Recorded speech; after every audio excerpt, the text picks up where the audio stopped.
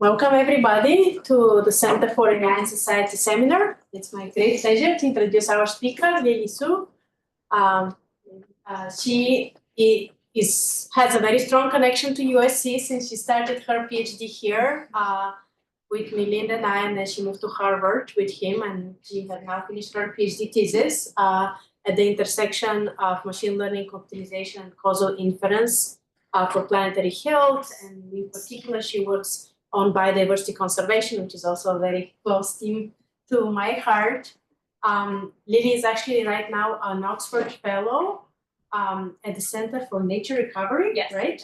And then in August, she's going to join Columbia University as an assistant professor at their Industrial Engineering and Operations Research Department.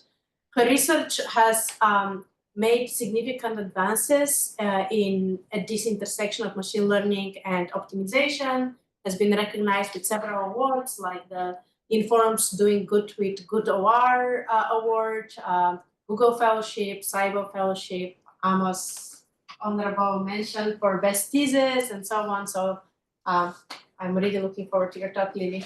Thank you so much, Bisha, for the invitation. And it really is so special to be here at CAIS, because this is how I started my research career with Bisha and with Nolan. And I think a lot of my early exposure to even learning what it means to do work at the intersection of AI and society was through these CAIS seminars. So very fun to be here.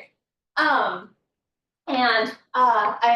will be talking about specifically work on reinforcement learning and restless bandits, which might be a new topic for some of you. But I also want to say I'm happy to keep this conversational if that's useful. So please feel free to interrupt at any point.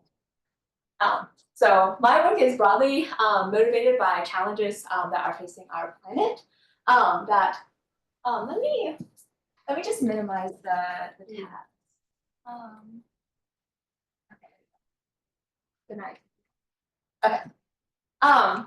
So some of the challenges that we're facing, ranging from climate change, very pertinently, the most recent wildfires in LA and the Palisades fires, biodiversity loss, maternal mortality, and other public health challenges, and food insecurity. And one important thing is that all these challenges are really interlinked. So climate change, for example, is currently exacerbating the biodiversity crisis in stripping 50% of species of their climactic habitat range. And biodiversity loss is also exacerbating the climate crisis because nature-based solutions can contribute up to 37% of the CO2 emissions reductions necessary to halt climate change and meet the Paris Agreement. So there's a framework known as planetary health, which recognizes how these challenges are all very unified, and that our health as humans and as society really depends on the health of our planet. And my research in particular has focused on challenges on both ends of the spectrum, looking at maternal healthcare in India, which I'll spend today's talk focusing a little bit more on, but also, as Bisha said, on biodiversity conservation. And the broader question across many of these planetary health and other challenges is that of how to optimally allocate limited resources, where the decisions that we have to make are high stakes and high complexity, but the data that we have to inform these decisions are incomplete, biased, and often very costly to collect. The question is really how to make the best decisions that we can in the face of this messy and incomplete data.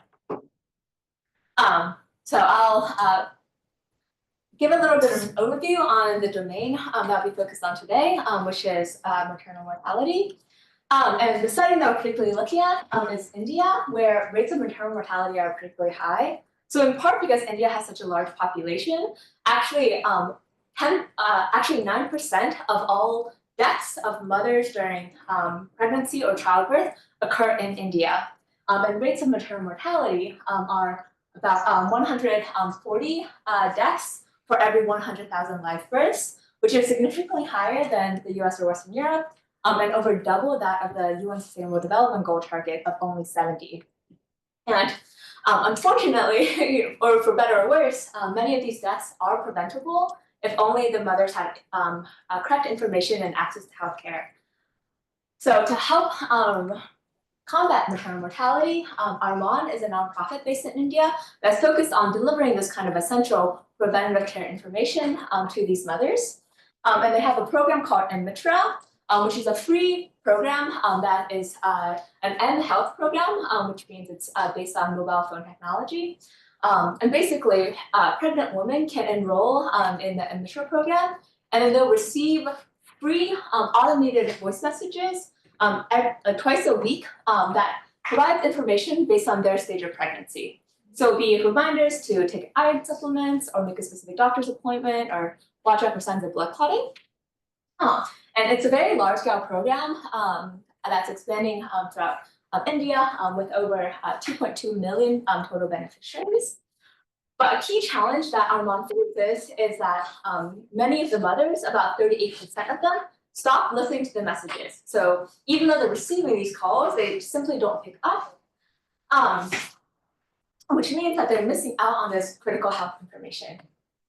So what Arman also does is they provide an intervention where they're having human healthcare workers, community healthcare workers, provide individualized service calls to these mothers, giving them reminders about why this program is really important, and just checking in on their health status. So the question, okay. Well, the question that we're trying to address here is figuring out which mothers to call at any given point in time.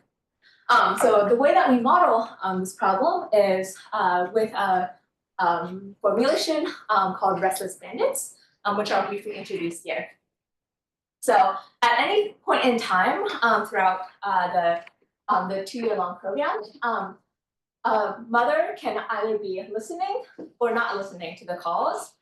So we model each mother as a Markov decision process where her state is represented by either a binary 0 or 1, indicating listening or not listening. And of course, this model can extend to more complex settings where it's like a continuous interval of different health conditions, for example. But for the most simple case, we'll focus on this binary instance.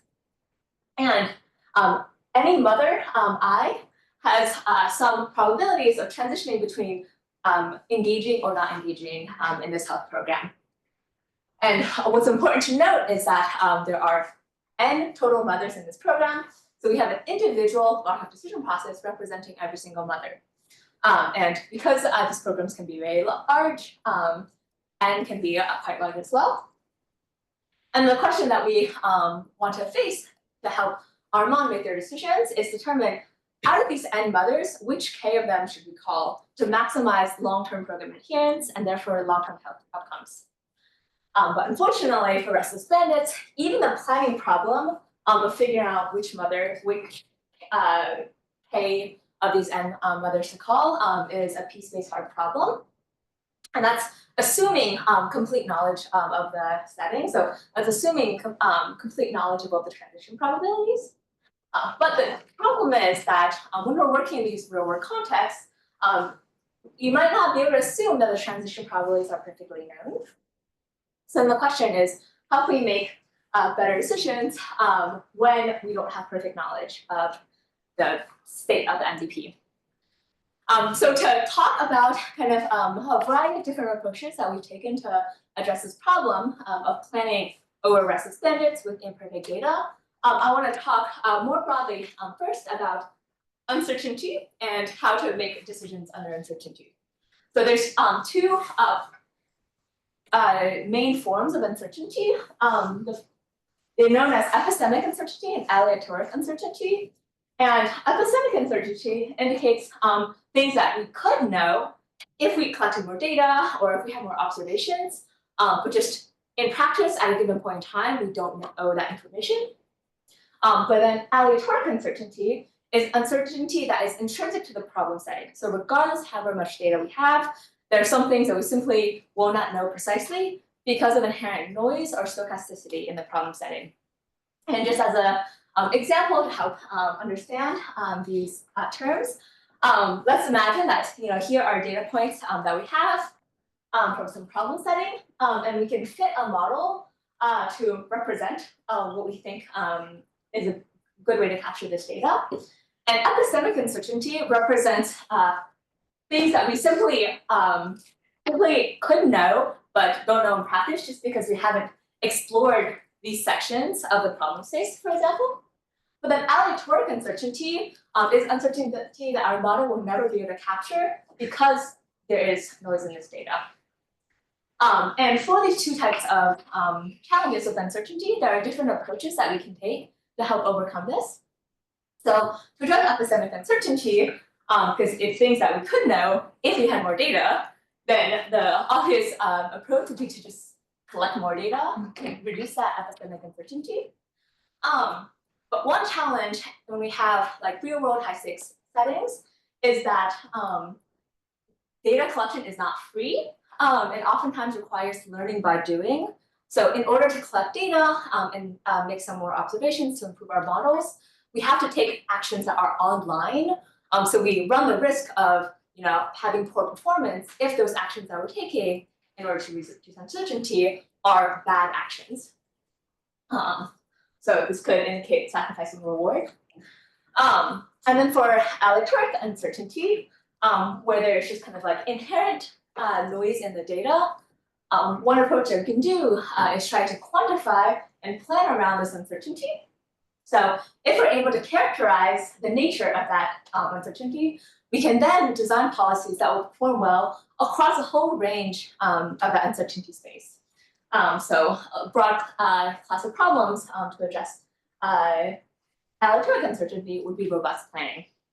So in this talk, I'll first discuss online learning to address epistemic uncertainty, and I'll talk about some work on robust planning.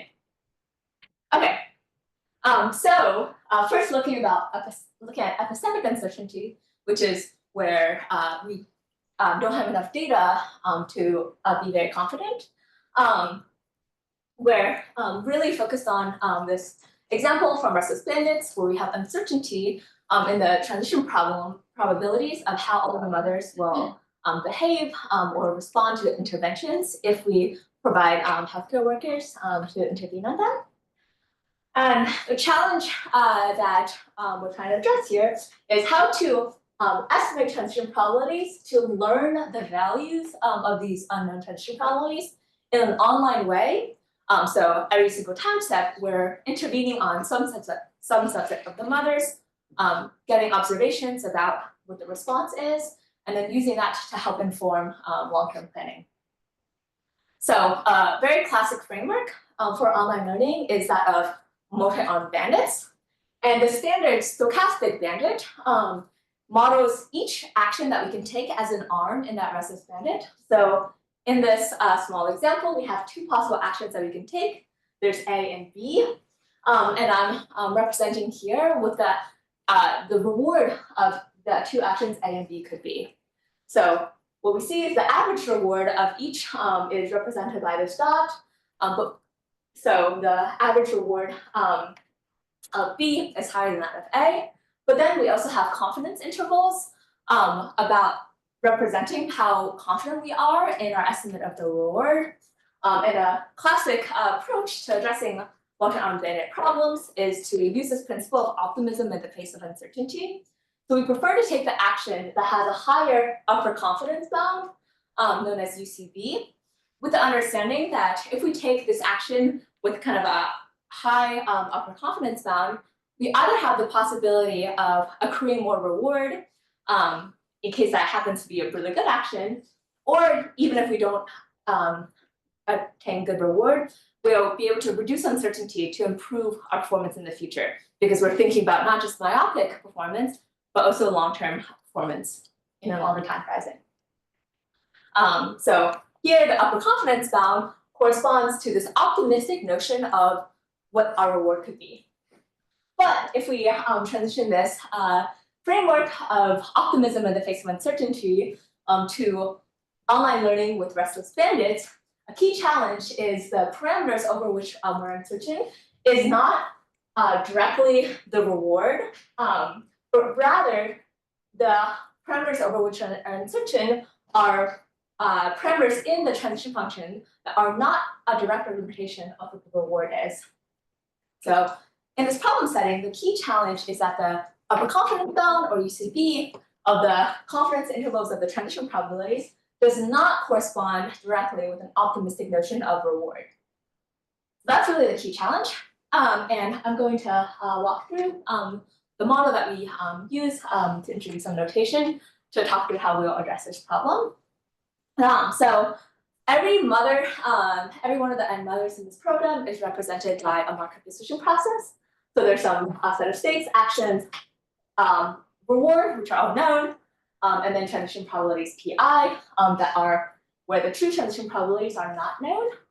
And our goal is to maximize the total discounted reward that's based on the state of each mother. So we want to maximize the number of women who we expect to be adhering in the program over an infinite time horizon with some discount factor. And the action that we can take is simply taking some intervening on some n choose k subset of the arms in this program. So this represents our budget constraint.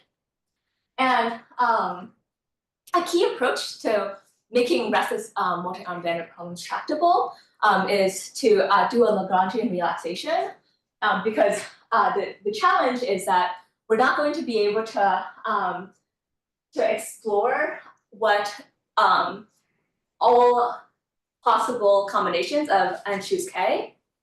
So we have to find some way to decompose this problem space, because we're not going to be able to estimate long-term reward of all possible combinatorial subsets of our action. So what the Lagrangian relaxation does is it embeds this budget constraint as a penalizer in the objective function. So it's directly taking this value. And what that enables us to do is then we can take information outside of this term, and now the expected return that we get on any action can actually be decomposed individually for each arm. So instead of having to think about a combinatorial n choose k number of possible actions, now we can just estimate the individual decoupled expected reward of acting on a single arm at a time, and then use that to determine our action. So then that's kind of a introduction of the restless bandit problem. And now to combine it with the online learning problem that we're considering, I want to use this notion of regret, which is comparing how good the performance is of our action to the best performance of any action that we could be taking. And frequentist regret in particular is thinking about what is the regret that we could incur from unknown transition probabilities. So the regret that we define here are defined with respect to this relaxed objective that we just defined. And then the action that we take, and now that we have this kind of decoupled estimate of reward across each individual arm, is using this notion of widow index, which is a value given to every single arm out of these n arms. And the widow index is defined as the smallest penalty such that pulling an arm is just as good as not pulling an arm. Using notation from RL, we define the expected reward of acting on an arm, so A equals 1, at its current state, and we compare it to the expected long-term reward that we'll get from not acting on an arm, and the widow index is this penalizer MI. So the widow index is then defined for every single arm I as the smallest such penalty that we can provide. And the widow index policy is just now a simple threshold-based policy where we look at all of the n widow indices and simply, and we have the lambda term that comes from our penalizer, which will help us demarcate which arms to pull, like all arms that are higher than this value lambda. And in practice, to make sure that our budget constraint is actually tight rather than using a relaxed version of the budget constraint and expectation, we can simply pull on the arms that have the highest k widow indices. So that's the general background of how restless bandits work. But now applying it back to this problem setting of unknown transitions. So if we were to take standard notions of online learning for this problem setting, we'll look at all of the uncertain parameters. So this is a representation of 3 arms, and we have these parameters P for all of the arms. So we can keep track of what the empirical estimate of each of these values are, represented by this dot. And we can also keep track of the confidence interval across each of these dimensions, and that gives us some uncertainty space over which we can act. And then standard upper confidence bound approaches will say, just look at the highest possible value here. But as we've discussed, taking the maximum transition probabilities of these uncertain parameters is not the same notion as maximizing reward.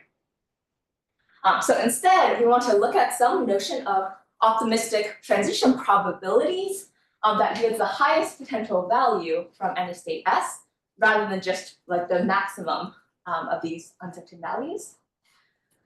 And the way that we will compute these optimistic transition probabilities is with a mathematical program. So what we want to do is find some values of these parameters, Pi, from within this uncertainty space that maximizes the long-term expected value from the current state that we're in. And we add to the constraints the Bellman update equation that will let us estimate the long-term performance of this action over the infinite time horizon that we're considering. So this Q value is representing the expected performance of taking some action from the current state. And then our value estimate here is trying to find what action will maximize this long-term expected value. And then that is ultimately what we're maximizing here. So then this decision variable Pi represents the optimistic notion of transition probabilities. And from these optimistic Pi values, then we're able to compute a Whittle index for each arm. And then we can use standard solution approaches for restless bandits to solve it.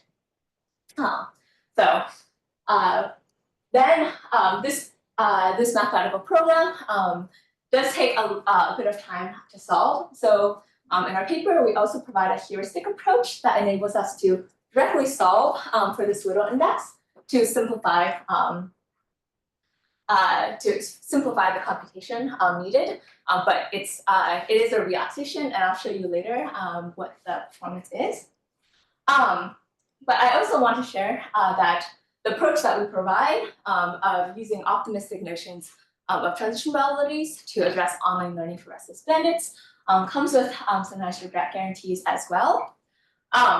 So when we're evaluating online learning problems, we want to ensure that they do well compared to some optimal action if we knew the true transition probabilities.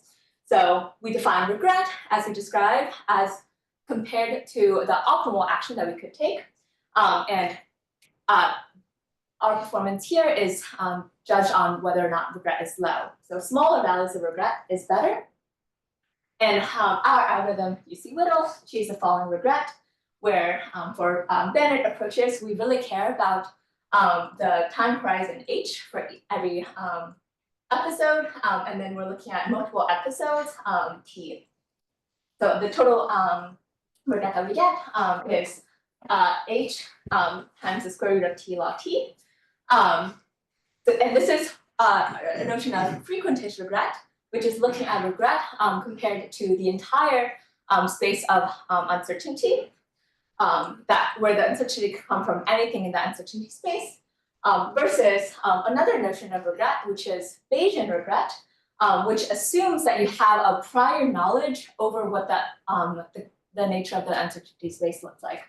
So there is prior work that shows that you can do better in terms of regret of just a square root of T log T, but that has to be in expectation over an assumed prior, which we don't assume in our paper. Okay. So here's some just empirical results simulating the performance of our algorithm UC Whittle compared to existing baselines for online learning and restless bandits. And what I want to emphasize is we have this exact approach in red, where again, lower red is better, so we perform well. But then the heuristic approach that we use, which leads to faster performance, also performs comparably well, despite having a 1/6 reduction in runtime. And we also have some follow-up work from this paper that recently appeared at AAAI this year, led by Bianca Liang, who is a statistics PhD student at Harvard, where we're thinking about trying to scale up online learning for restless bandits, because it is very expensive to try to estimate all transition probabilities for the individual mothers separately. So here, for n mothers in the program, for every single mother, we have to estimate 4 transition probabilities. So as n gets large, this means that this online learning problem is harder to scale. But our paper introduces an approach based off Bayesian hierarchical models that introduces context into online learning for restless bandits. So context here is represented by demographic features of each mother. So instead of estimating all transition probabilities individually for every mother, we'll now share information across similar mothers with similar demographic features, which leads to significantly faster learning. Okay, so that was kind of the first part that I want to talk about of how to address epistemic uncertainty. And now we'll talk about the second component of aleatoric uncertainty, using an approach for robust planning over interval uncertainty. So again, we're using this example of a restless bandit for maternal health planning. And now let's say we have 2 mothers, and I'm looking at just a single transition probability, which is their probability of staying engaged without intervention, so no action. And let's say that we have some uncertainty interval that we know that their true transition falls within. So the standard approach with restless bandit planning is to just take the median of that uncertainty interval and then do standard planning with that. But if we look at like the full characterization of uncertainty here, the worst case scenario is if these transition probabilities are actually at the bottom of the uncertainty intervals. And even though for these 2 mothers, their median value within these ranges are the same, the worst case for mother 1 is much worse because they have a much lower probability of staying engaged in the program. So they're 6 times more likely to disengage in this small example. So this is just a way of thinking that it's really important to think about robust planning when we don't have perfect estimates of the environment.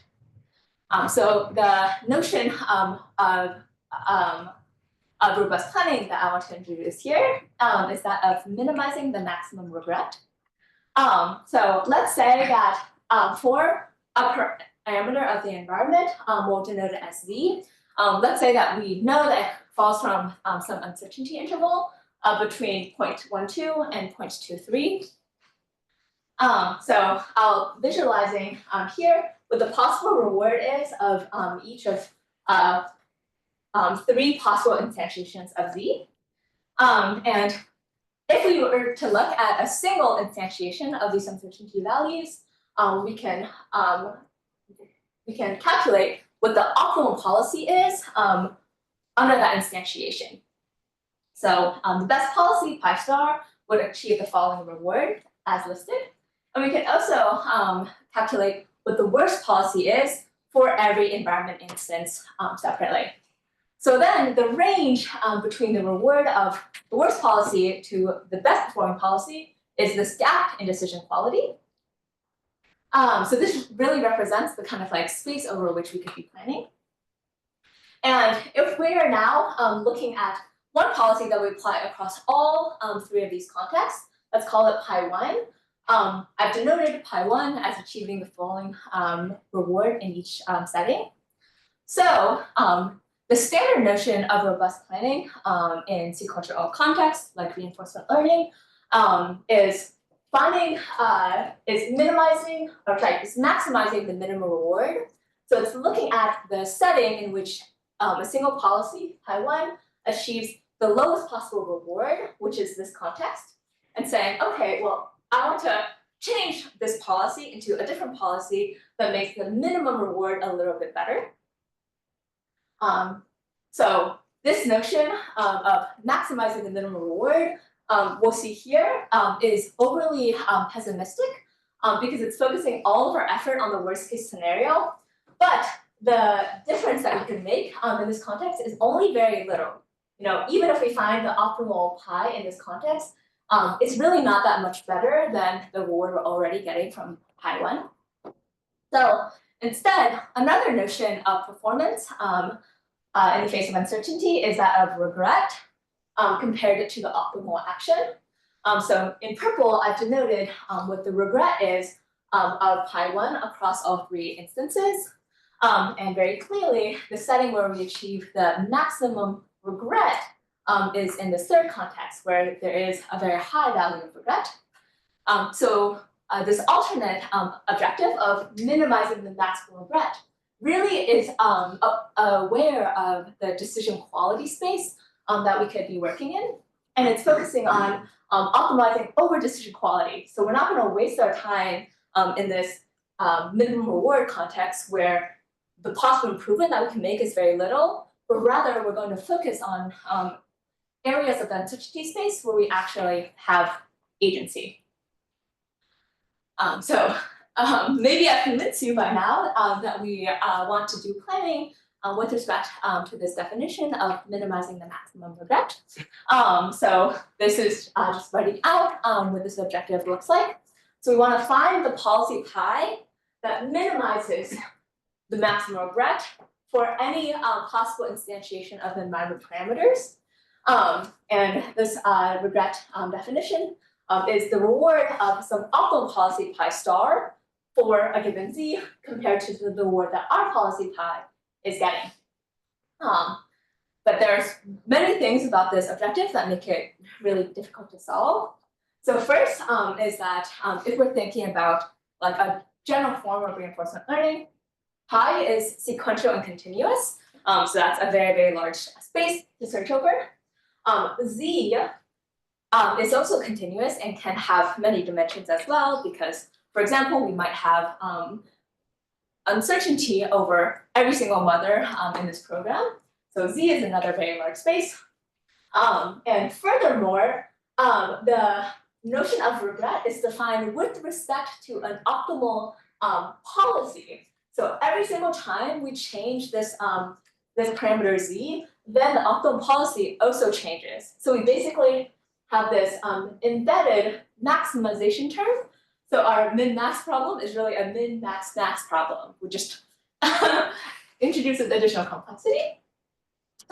So the way that we propose in our UAI paper to overcome this objective is taking inspiration from game theory to help us search through this very, very large uncertainty space much more tractably. So this approach is known as double oracle from, I've lost my citations, but it's from Migmahan et al. 2007. And the approach that we take is setting up this robust planning problem as a two-player zero-sum game where we have a planner that represents the minimization term of finding a policy pi that minimizes regret for a given instantiation of the environment parameters. And then we have a planner play against another player that we call nature, which is our adversary that's trying to make our regret as bad as possible for any policy that we're playing by finding the environment parameter z that maximizes regret. So in the double oracle approach, we begin with like a single strategy for the planar and nature, and then we repeatedly solve for mixed strategy Nash equilibria in this two-player zero-sum game to help us find to incrementally grow this strategy space by finding like a single new policy and a single new environment instantiation that is kind of like the most efficient way of searching through this very, very large space. And what our paper shows is that this approach will converge to a policy that is within epsilon of the optimal policy. And then therefore, the ultimate policy pi that we get will be that which minimizes our maximum regret. Okay. So that was kind of like a general approach to solving for robust planning problems where we have some interval or some closed set of uncertainty that we want to cover. And now to bring it back to this maternal health setting, let's see how that can apply. For a given instance of the in vitro program, our mom can have about 20,000 mothers enrolled in a single program. We can't really effectively use the online learning approach that I had just described when the number of mothers is so large, because we have to estimate individual transition probabilities for every single mother. So instead, when we are trying to increase scale, what we can do is first cluster mothers with similar demographic features and bring them into groups. But now that we have introduced groups of mothers, that introduces aleatoric uncertainty in the model, because now there's not going to be like a correct transition probability for every single mother. Rather, every single mother, will be some noisy sample from within this uncertainty space. And then now that we've clustered the mothers, we can look at each group and estimate intervals of uncertainty for the transition probabilities, assuming that we have some data from a past instance of this program that we can use to do this estimation for each group. And then we can use the approach that I had just described of introducing double oracle for min-match regret planning to find a policy that best plans away these groups. And then there's like a relatively simple step of then just translating that group level policy over window indices into an arm level policy of figuring out exactly which individuals from among those multiple groups to act on. And in this AAAI paper, we have a result that says that the worst regret that we can get for planning across groups is the same as the worst regret. Worst regret is frequent regret of planning over individuals.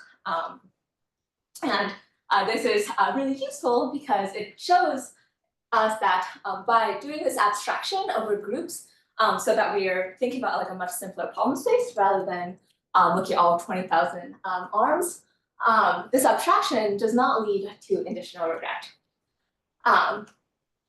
And empirically, we've also analyzed the performance of our algorithm, which we call groups, compared to a number of baselines on data that we have from our one. We see that the group planning that we do, that looking over uncertainty intervals in the transition probabilities incurs much lower regret than existing baselines.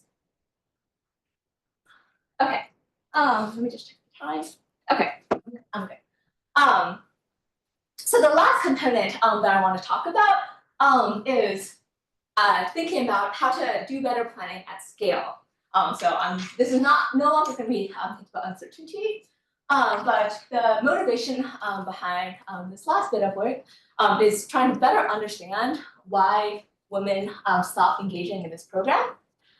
So the standard notion of planning in restless bandits is this N choose K problem of just figuring out which mothers to call. So it's a simple knapsack problem. But what Armand has found as some of the reasons for that women stop engaging in this program include things like the time didn't work for me, or I want to talk to someone that I was familiar with who's actually like in my community or like from my religious group or speaks the same language as me, or other kind of resource constraints, like I share the phone with my husband, and my husband uses the phone during the day, and I only get access to the phone at night, for example.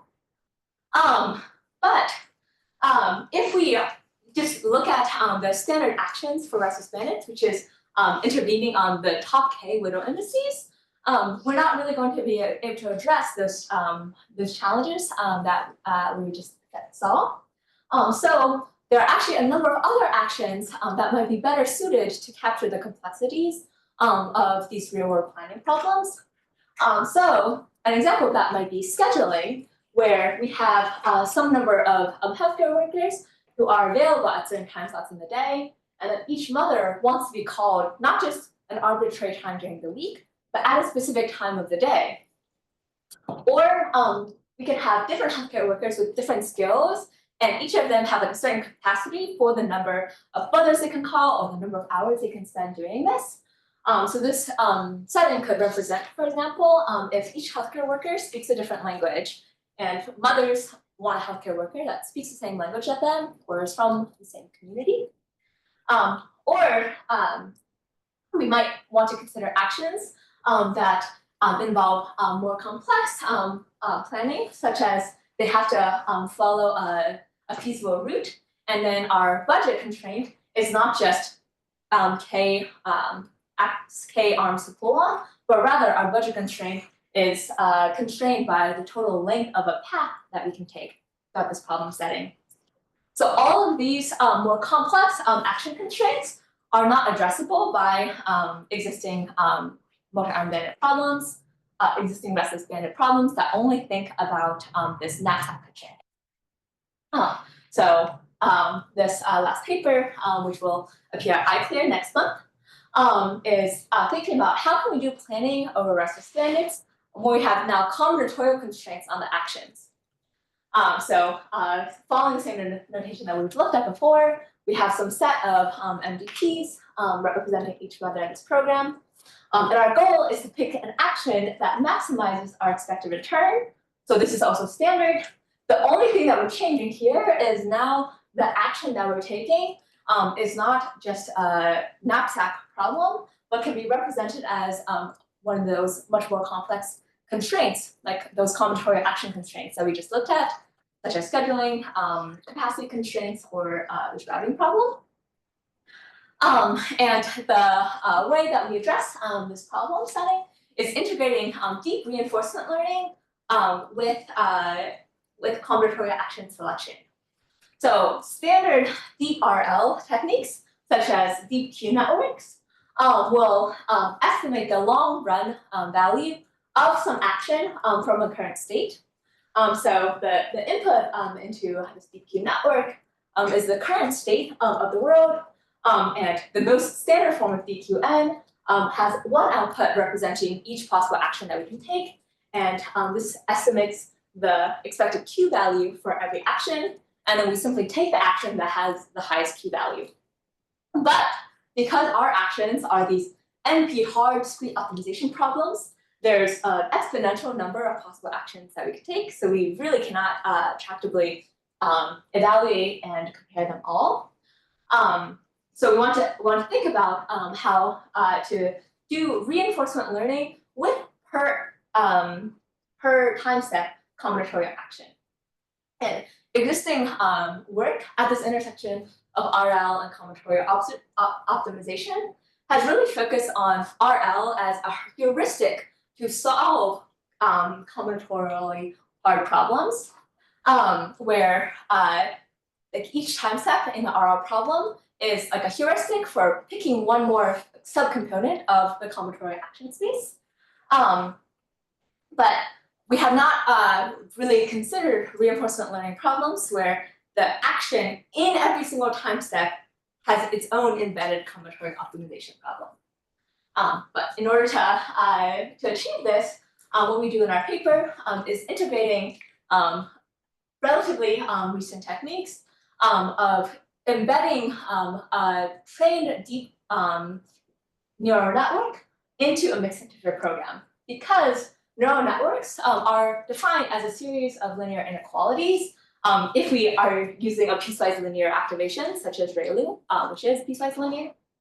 So this 2018 paper by Fischetti and Zhao show that trained neural networks can be expressed as a mixed integer linear program using a linear number of additional binary variables and linear constraints. So it is relatively tractable. In our paper, we introduced a framework called Sequoia that enables deep RL with per time step combinatorial actions that's specifically designed for restless bandits. So there's two stages. First, we have to train our deep Q function approximator of what the Q function is for any given state. So looking at this representation of deep Q network, now like standard DQN takes as input only the state and will output all the possible actions. But now what we're taking in is both the state and the action combined, and then we're outputting the estimated Q value. And then on the evaluation side, we can represent a mixed integer program that captures the combinatorial constraints on our actions. So this could be a routing problem, it could be a scheduling problem, it could be the capacity constraint problem. And the maximization that we were looking at is maximizing the Q value, which comes from this deep Q network that we've trained here. But now what we add to this NIP are all the constraints and weights that come from this neural network. So we're embedding this entire neural network into this mixed integer linear program so that we're able to estimate this Q value at every time step. So now at evaluation time, in order to find the best action, we use this Q value as an objective with a current this current state and action that we have, and then the decision variables from our mixed integer linear program serve as inputs into the neural network. So essentially, every single time that we solve this mixed integer linear program, because we have the deep Q network embedded in as this long series of constraints, we're doing a forward pass through the neural network every time that we solve this problem in order to estimate the best Q value. So we're iteratively setting our decision variables A to maximize the Q value as represented by our neural network. And then the separation between our training and evaluation loop is not fully separate because we actually use both approaches to do the training. So for standard deep Q learning, we have to generate on-pause trajectories in order to more effectively search the action space. So we also have a subroutine where we query this mixed integer program in order to generate on-pause trajectories to inform the training of this program. So the result that we have here is our algorithm Sequoia compared to a number of baselines. So we're looking at reward. So here, higher is better. And we have the reward of a random policy or of no action, a random policy in light purple, like a very naive sampling approach in dark purple. We have two myopic policies that think only about the best action that we can be taking with respect to the next time step, rather than thinking about the full long horizon that we need to do for restless bandit planning. And then we have another approach that's kind of ignoring the combinatorial nature of the problem and just doing kind of a greedy iterative action selection approach rather than considering the full combinatorial action space together. And then we see that our algorithm Sequoia which solves both the combinatorial selection problem and also the long-run sequential planning problem together, does much better. And the reason that we are missing, that we don't have the iterative approach in the routing domain is because there's not a good iterative way to solve a path planning problem in order to make sure that we actually do have a feasible path. So that is not a baseline way to implement. And that's what I wanted to share with you all. To just close off, I want to emphasize that planetary health challenges, such as maternal mortality, involve repeated interactions in these high-stakes contexts with oftentimes very messy and incomplete data. And messy data can manifest as either epistemic or aleatoric uncertainty. So if we want to do more effective interventions, some approaches we can take are online learning to reduce epistemic uncertainty or robust planning to work within aleatoric uncertainty. And other considerations that we should take to make these problems practical and impactful are planning at a large scale and addressing real-world constraints, such as combinatorial action selection. And I just want to share my collaborators, including Bistro. Thank you all so much.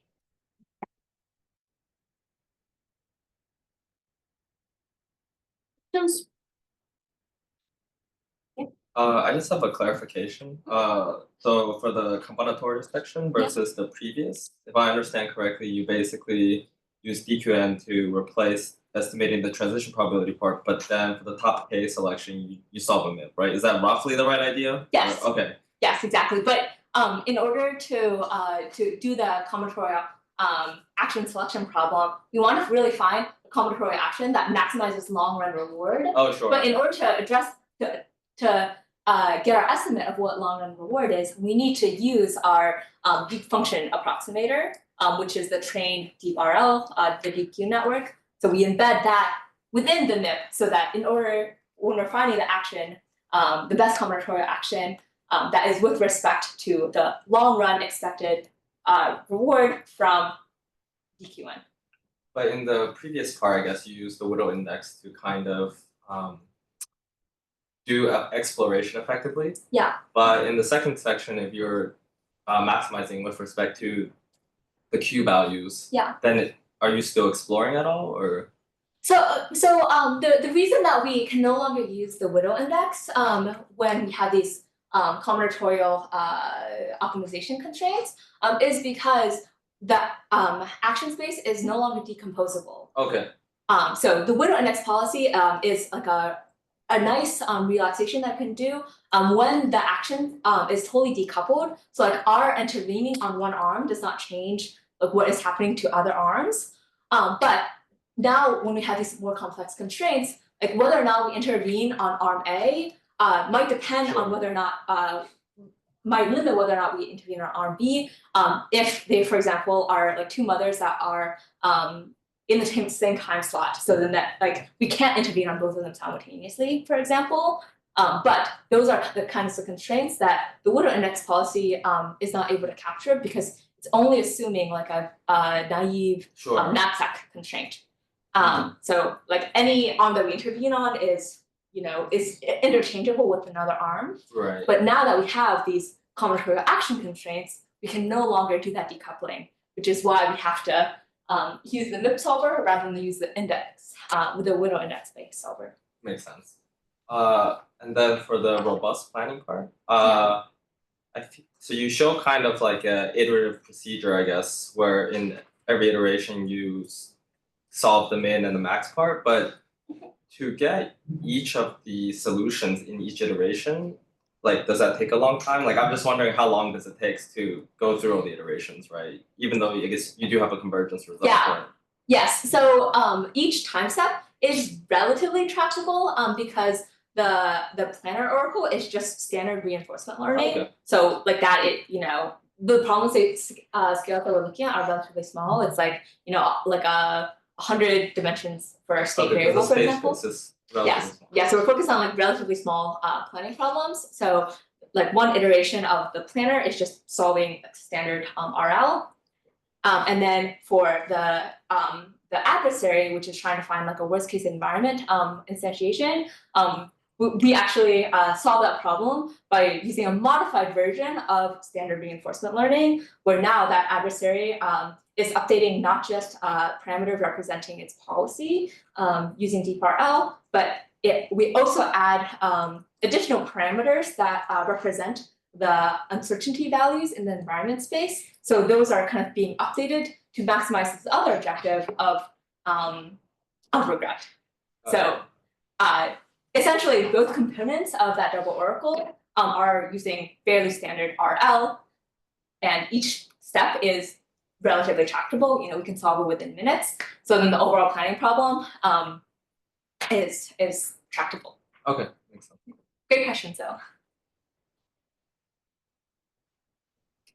Thank you for the nice talk. So at some point you mentioned that in your implementation you had clusters of the different mothers, and you said that you choose some demographic data. So how did you can you elaborate how you choose these attributes, and how did you confirm or did you test that indeed people with similar attributes have the similar statistical probabilities?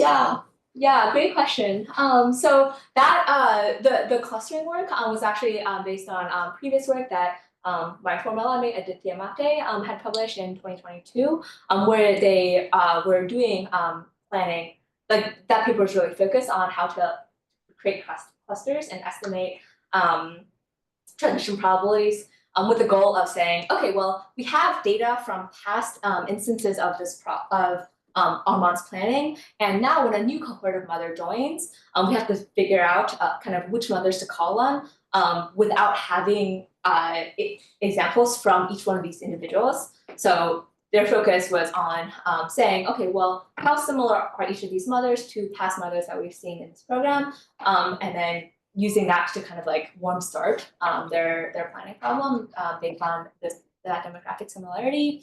And I will say that, you know, the data that they collect, because it's oftentimes like working with like mothers in very it's all in like urban slums of India, where just kind of like connectivity, like census data is the collection of that kind of demographic data is relatively limited. So I think the total number of features that we have is like, you know, it's less than 20. So there are, in some ways, it is a coarse approximation, but in previous work that Aditya led, they found it to be effective, or at least more effective than kind of ignoring that information. Other questions? So I have a question. So, I mean, so you started with the motivation with the problem, and some of the earlier work was like very grounded, and then the later work I feel like was more and more moving away to like abstraction. So is there a plan to bring it back to reality?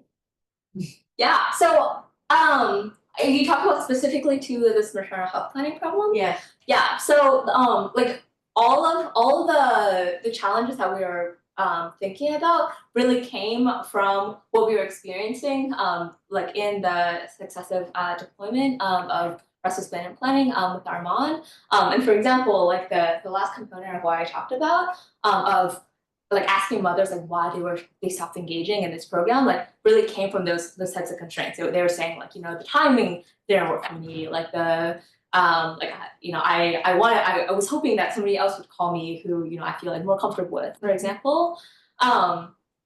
So the practicality of kind of like what we can implement is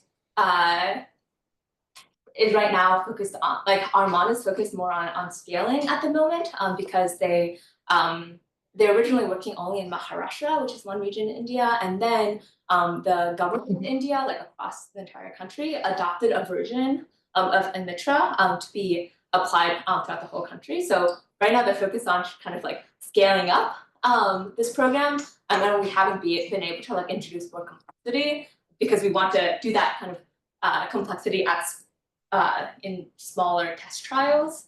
Rather than saying, okay, like now we're gonna like change the algorithm that's being used like across the entire country.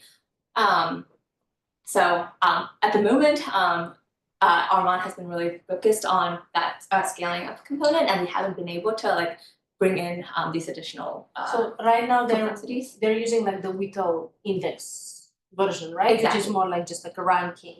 Yes. And I understand, but do you see a pathway in which the scheduling based, let's say, version of this is deployable? Mhm. And what would be the obstacles in actually Yeah. making? So I understand this direction, right? So Yes. there's a problem, there's a complaint, and that, you know, it's a real problem, and it can be abstracted to say, oh, actually, if you really wanted to address this problem, I'll do it this way, in a Yeah. very elegant solution. But often, even if you do that part, the Yeah. arrow back is very Yes. hard. Yes, So- absolutely. What are your thoughts on that? I agree with you. Like we don't for that specific problem, we don't have like an immediate plan of like this is how and when we are going to be able to deploy it. But we're hopeful that kind of in the process of having like long-term, like years-long collaborations, where you know there are repeatedly like new different types of pilots being tested. There are like smaller settings of like different villages where work is being evaluated on, that there will be other opportunities to do these kind of pilot programs, and the algorithms that we have developed are ready for that kind But it would need stuff like knowing the scheduling constraints. Yeah. So is it feasible to know the scheduling Mhm. constraints? So that actually is something that Armand already asks the mothers. Okay. They ask them like, for example, like when they enroll in the automated voice messages program, like they're asked to select like a few time slots that they want to receive the messages. So they can pick like, okay, like 10 to 2 a.m. or 10 to 2. Yeah, 10 a.m. to 2 p.m. or like 4 to that's 4 to really 6 so it's p.m. already part Yes, of their so- data collection. exactly. So that already was in sense set up in a way where it could be Exactly. reasonably. Yeah, so some of those things are already collected. That's Like we don't great. have kind of like, you know, I wish that we had like a pilot of like, okay, these are the next like, you know, what we're gonna evaluate in 12 months time. And that isn't currently in the books. Mhm. But really the goal of like trying to make the technical problems that we're working on as embedded as possible in these real world challenges is so that you know, some subset of them will actually be useful. Thank you, Lily. Any other last questions? Yeah, one last question. Okay. So, And then- I might have missed it in your response to Bistro, but I'm more curious how you're doing the like software implementation, I guess, with Yeah. the organization. Like how are they like fetching the solutions? Like are they like what does that look like? Yeah, so there some of this the work with Arman is a partnership with a group at Google Research in India that has been working with Arman to actually build a software system that is what the community healthcare workers use to determine which mothers to call at a given point in time. So like that is the platform that that all of the data on like, you know, which mothers are called, like which of those mothers like picked up, how much of each call do they listen to, and which interventions have we made on a specific week. Like that is all recorded in a platform that the Google India team has set up and built, which is really essential to be able to like kind of bring these types of research and bridge it to practice, because as academic research labs, like we don't have the capacity generally to do that type of engineering deployment. So it's really great to be able to partner with industry who is more competent at doing that work. That makes sense. Yeah, I was wondering how it's possible you would like do the deployment or even update like the database or whatever, but this makes sense. Yes. Yeah. Okay, let's thank Lily. Thank you, Lily. Thanks, Online. It was awesome.